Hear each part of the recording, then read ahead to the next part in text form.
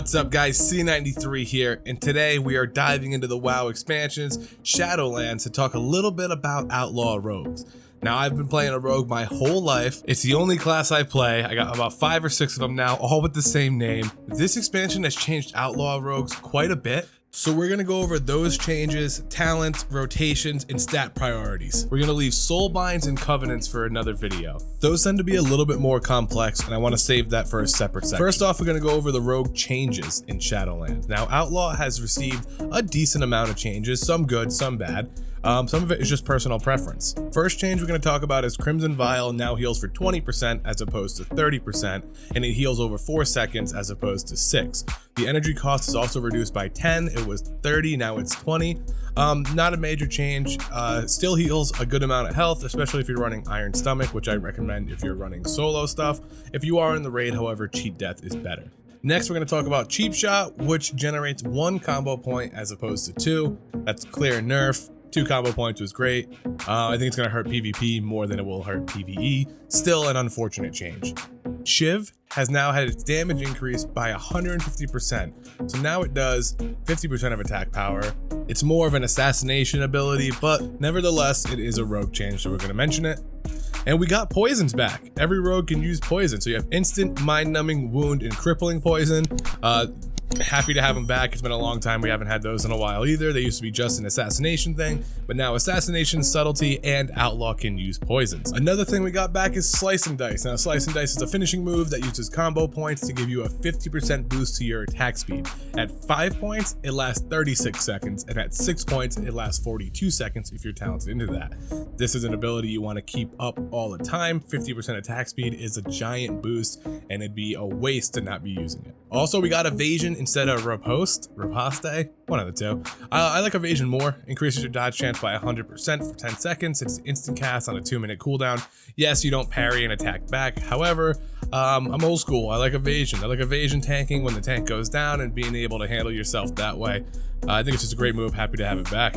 Now that is it for the general changes to rogues, things that affected every spec. Now we're going to move on to just outlaw specific changes. The first change we got is Pistol Shot is now an offhand attack. So combat potency, which is your passive, that an offhand attack has a 75% chance to generate 10 energy, can now proc off Pistol Shot. Now the turn is that the reduced movement speed from Pistol Shot is 30% and it used to be 50%. And I'll take that trade-off any day of the week. I think generating 10 energy is far superior than slowing the target, especially when most of the targets you're fighting, like raid bosses and mythic bosses, aren't bouncing around enough or aren't affected by your slow. The next change we got is Roll the Bones, everybody's favorite RNG move. Roll the Bones no longer consumes combo points and has a 45-second cooldown and a 30-second duration, and it does not replace Slice and Dice or vice versa. We got Slice and Dice back as a base talent. Roll the Bones was one of the biggest things that people liked or didn't like about Outlaw. Having to re-roll multiple times to get the right buff in the middle of a raid fight felt bad. However, every simulation, every test showed that it didn't matter how many times you re-rolled. If you got your good buffs, you always caught up. You always did the same damage you were going to do before. Sure, it felt bad, but it didn't really matter. Now, granted, Roll the Bones buffs are a little better. Getting stuck with a bad one for 30 seconds hurts. It feels real slow and makes the class feel real clunky when you're trying to fight a boss and you get, Grand Melee, which is the worst one. It gives a little bit of leech and it just increases the duration of your Slice and Dice, but you should be able to have Slice and Dice all the time. It's not hard to maintain. It's a useless buff. And if you get that, you're kind of screwed for 30 seconds. You can't just re-roll like you used to be able to. So it's got an up and down to it. I don't particularly like this change. I like the old way better. Even though it felt bad at times, you always had the opportunity to get a better buff. Next up, Between the Eyes no longer stuns and replaces Kidney Shot. It has a 45-second cooldown now instead of 30 seconds and just increases critical strike chance, which is good. I mean, you want crit. It's a really solid change to it. The stun is up and down for me. It was nice to use as an interrupt, but there was also times where I would pop it on somebody right as the team was moving, and now the target's stunned and out of place. So it's got its up and down. The critical strike increase is awesome. That's really great. And I do like that we have Kidney Shot back, a stun-specific finishing move that you can use when you need to use it, as opposed to just a finishing move that you have to use on cooldown that does stun on the side. Next, Blade Flurry. Blade Flurry has normal damage increased to 40% and it was 30%. However, it no longer has 2 charges and now has a 30-second cooldown, which was a 25-second recharge. Additionally, all secondary hits from Blade Flurry with a weapon coated in the poison will apply the poison to the targets. That's really good, especially when you got a bunch of people around you. You can hit your poison on everybody. Now, there is an upside to it not having 2 charges anymore and instead working on a cooldown, is that Restless Blades now causes finishing moves to also reduce the remaining cooldowns of Roll the Bones and Blade Flurry, which makes Roll the Bones a little easier to reroll. If you are firing off quickly, you can get rid of that bad buff faster, just still not as fast as it used to be. Now, the Restless Blades affecting Blade Flurry is awesome because if you can just fly through targets and you have a lot around and you're flying through combo points, you're going to have 100% uptime with Blade Flurry, which you couldn't have before because it was just the 2 charges on the cooldown, wasn't affected by Restless Blades.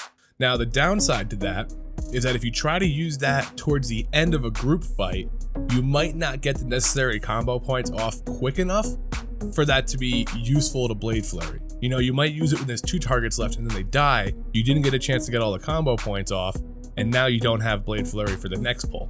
So it's got its ups and downs. Overall, I think if you use it appropriately, it is a buff. It does help a lot when you can have 100% uptime. You just got to make sure you know when to use it and, you know, sacrifice some pulls to make sure you get it for the more useful pulls. Now that is it for the Rogue Outlaw specific changes. We're going to go to the talent changes now, which there's not a lot of them. The Dread Blades is a new talent. It replaced Slice and Dice. You don't use it. It's not better than the other ones, so kind of irrelevant until they change it or give it a little bit of a buff. Don't worry about it. Next, Retractable Hook reduces the cooldown of Grappling Hook by 15 seconds when it used to be 30 seconds, which kind of is not a huge deal. It's more of a quality of life thing, but it increases the retraction speed. So when you latch on, you fly. It's fast. It feels fast. But it's like I said, it's just a quality of life thing. Killing Spree is now capped at 4 additional targets while Blade Flurry is active, which if you're hitting 4 different targets, it is proccing off every other target around it. So you still get like a good amount of damage from Killing Spree. It's not bad. I actually like Killing Spree a lot. I tend to use it more than Blade Rush just because Blade Rush is just an additional thing that doesn't give me that much DPS increase, and I like Killing Spree more. I think it's just a fun talent to have. All right, next up, we're gonna go to talent builds. Now, talent builds are general cookie cutter spec, and then what yours should be.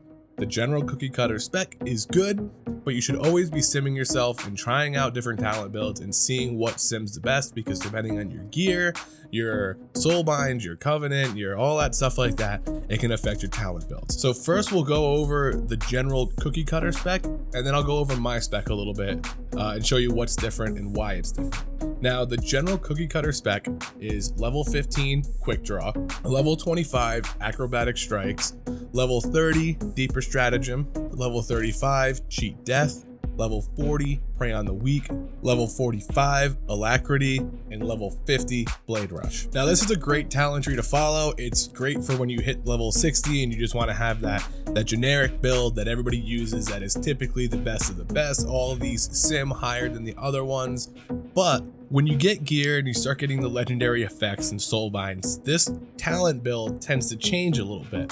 So when you get a piece of gear that has an effect or you get a new soul bind, you should always be simming your talents to see if a different one is better. And that's what happened to me. I simmed a couple different talents, played around with it for a little bit, and it showed me that some of the stuff that I didn't think was better actually was.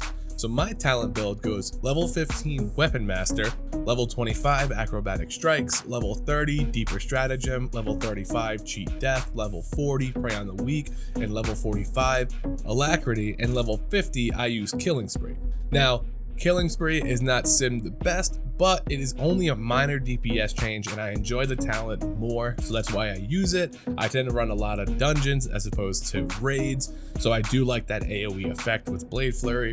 Also, Weapon Master is not the typical first talent you get. Usually it's quick draw, but Weapon Master for me simmed higher, and that's because of my soul binds and my legendary effects. So you should always be simming just to try out new things. Play with talents that you like that you might not think is the best, because sometimes you're surprised. Next up, we're going to go to rotation. Now, rotation changes a little bit depending on your gear, but it's typically the same across the board. So it is easy to follow, easy to get down. Now, what you're going to want to do is start off with roll the bones before the fight even starts. You don't need combo points for it anymore. So pop it right before the fight starts and hope you get a good roll off rip, because you do have to deal with it for a little bit. Next up, you're going to want to get those 5 combo points and pop it between the eyes, giving you that 20% critical strike increase. And you're going to want to do it at 5 combo points if you have deeper stratagem, or 4 combo points if you don't. Next, you're going to want to get back those combo points, cast Slice and Dice, and now you got the speed buff. Then if you're talented into Killing Spree, you pop that while you regen a little bit of energy. You want to make sure that you are low enough on energy that you're not going to cap through the animation of Killing Spree. Coming out of that, you're going to want to pop Adrenaline Rush and your Covenant ability. Now, I am a Venthyr, so my Covenant ability is Flagellation, which lash the target 3 times, dealing 6% of attack power and shadow damage, and adding a stack of Flagellation for each lash. The target remains tormented for 20 seconds, receiving an additional lash for each combo point you spend. So, when you have Adrenaline Rush up, and you have all those buffs up, and you're flying through combo points, this will stack very quickly. Now, if you reactivate Flagellation, it cleanses their torments and gives you a haste buff, 0.5% per stack, up to a maximum of 15% haste for 20 seconds. So you use your Adrenaline Rush and Flagellation, build up your combo points, keep running through your rotation. As that's building, you're getting stacks of Flagellation on the boss. And the hardest part of this ability is being able to reactivate it and pull the debuff off the boss and put the buff on you. If the debuff just times out, you don't get the haste increase. So you need to make sure to reactivate it before it times out. If you don't have 30 stacks, it is still worth pulling it off the boss, because if you just let it time out, you get nothing. So you're better off taking whatever points you have stacked up on the boss and giving yourself a haste buff. Do not let it time out. I know it can be hard on certain bosses where you gotta move, and sometimes it is what it is, but if you can pull it back off the boss and give yourself the haste buff, well worth it. So going back a little bit, you've popped Adrenaline Rush, you've popped your Covenant ability, you're gonna stack the 5 combo points and use Dispatch as your damage dealing combo point dump. So as long as Slice and Dice and Roll the Bones are still active, you're going to want to use Dispatch every time you hit 5 or 6 combo points. Now, there is a min-max additional set of abilities you can be using if you want to pop Vanish on cooldown and Ambush. It is a slight DPS increase.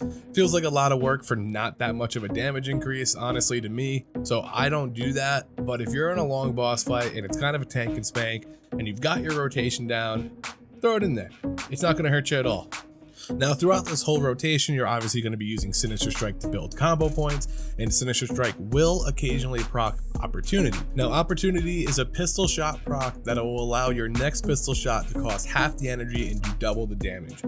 Now, if you are spec'd into Quick Draw, it will generate an additional combo point and do an additional 50% damage. So that's a total of 150% additional damage and 2 combo points. If you're not spec'd into it, it will generate 1 combo point and only do 100% additional damage. Pistol Shot is not ever worth using unless you have this proc, or if the boss forces you to move away from him and you can't get within melee range, then you can fire a couple of these off to prevent energy capping, because you never want to cap on energy.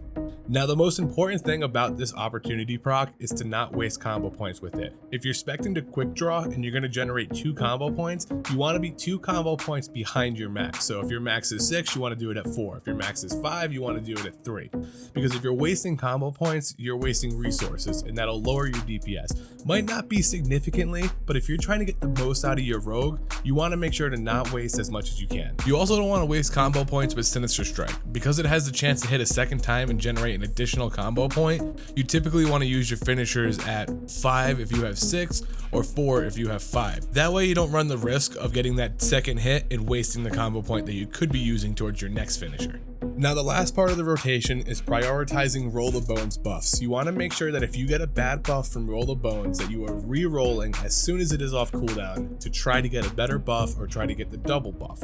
So if you roll the bones before the fight and you get grand melee, your priority is to re-roll Roll the Bones the minute it is off cooldown. You want to get that off right away so that you have the chance to get a better buff, which will help you in the rest of your rotation. So your best buff to worst buffs go like this. Broadside is the best buff you can get from Roll the Bones. Ruthless Precision is the second best, Skull and Crossbones is the third best, True Bearing is the fourth best, Buried Treasure is the fifth best, and Grand Melee is the worst.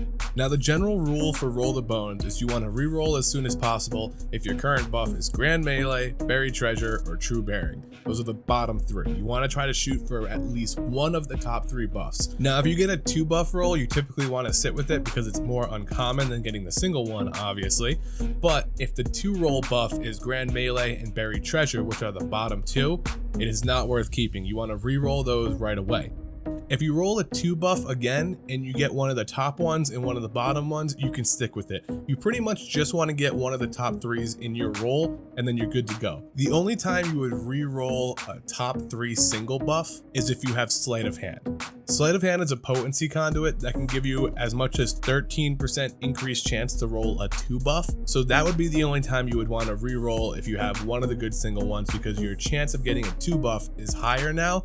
And if you get a 2 buff of any of these besides the bottom 2, it's better off than having a single buff. So that's it for the rotation. I know it sounds like a lot, sounds a little complicated. You got to watch all these different things, but once you get a feel for it, it'll come naturally. You'll know when to re-roll. You'll get a feel for when your slice and dice is almost up and you need to recast it. And you know what? Grab some Weakauras that help you with that. I have a couple that shows my slice and dice cooldowns, my roll of bones cooldown. So that way I kind of have a feel for, okay, I can get one more dispatch off before I got to pop another slice and dice, or my roll of bones is coming off soon. I don't have good buffs. I should use that right away. A good Weakaura is Luxthos. Oh, I think that's how you say his name. Search that, Luxthos. Weakauras, and it keeps everything nice and compact in the middle of your screen. You can see your energy, your combo points, your cooldowns for everything, your roll of bones buffs. Really good Weakauras. Check that out. Now the last thing we're going to go into very quickly is stat priority. Now I can't stress it enough to sim your character to find out what your stat priority actually is, because it changes the more you get of a certain stat. Now the baseline for Outlaw Rogues is haste, versatility, critical strike, and mastery. But if you get a ton of haste, it might not be as important anymore as versatility. So make sure when you're going to enchant something or you're going to throw a gem in something, to sim your character, see what he needs the most, and then use that gem appropriately. And there you have it. That is my overview / guide for Outlaw Rogues in Shadowlands. I think that they need to tweak the class a little bit. It feels a little slow at your startup. It feels a little clunky. I think they need to change a couple things. I would love to see Roll the Bones generate a combo point since it doesn't use them anymore. Overall, I still think it's a good class for AoE, so mythics and raid bosses with heavy AoE it does well in. However, it's not too great on single target. It does feel really slow to start off, especially if you get a bad buff on your first Roll the Bones. You got to run through a couple sets of combo points to burn that off cooldown so you can re-roll. And then if you get a bad one there, you're stuck with 2 bad rolls, and you know, it can get a little slow and clunky in the beginning and you start your rotation. So I hope they fix that, because I love the spec. I've been playing Outlaw / Combat since vanilla, so I hope they smooth the spec out a little bit so that the rotation feels a little bit better, so you don't feel so penalized by a bad roll and Roll the Bones. Maybe take some stuff off the global cooldown so it doesn't feel so like 1, 2, 3, and then you actually get to fight. Before, when you would pop Adrenaline Rush and then just keep re-rolling, at least you felt like you were part of the fight. But when you're spending a lot of time on global cooldowns that don't necessarily do any damage, it can feel like you're lagging behind a little bit. I hope they fix all the little quirks in it and make it run a little bit smoother, because I do love the spec and I want to see it thrive in the new expansion. It is very early in Shadowlands, so we don't know where the balances are going to go. So we're just going to have to wait it out, see what they do with it, and hope for the best. If you like the video and you want to see more rogue videos, from specs to soulbinds to covenants, click that subscribe button and let me know what you want to see next. I've been playing rogues enough to cover every class, and I will most likely have a subtlety video coming out next. So stay tuned for that. That spec is a lot of fun to play in Shadowlands. And until then, guys, C93 out.